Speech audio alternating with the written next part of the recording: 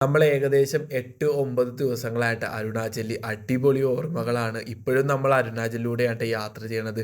ഒരുപാട് മനുഷ്യരെ നമ്മൾ കണ്ടുമുട്ടുന്നുണ്ട് കേട്ടോ. നമ്മൾ ഏത് സ്ഥലത്ത് പോയാലും ഒരുപാട് മനുഷ്യർ നമ്മുടെ അടുത്ത് വന്ന് വർത്താനമൊക്കെ പറയാറുണ്ട് കേട്ടോ. ഈ ഒരു വഴിയാണ് നമ്മൾ കയറി വന്നത് കേട്ടോ. ഫുള്ള് കയറ്റമാണ്. അതുപോലെ തന്നെ കാണുന്ന കാഴ്ചകൾ അടിപൊളിയാട്ടാ. കുന്നുകളും വെള്ളച്ചാട്ടങ്ങളും കോട നിറഞ്ഞ മലകളും ഒക്കെ ഉണ്ടാ. നമ്മൾ ഈ ഒരു കാഴ്ച ഇങ്ങനെ കണ്ട് നിൽക്കുന്ന ടൈമിലാണ് കുറച്ച് മലയാളികളെ കണ്ടേട്ടാ.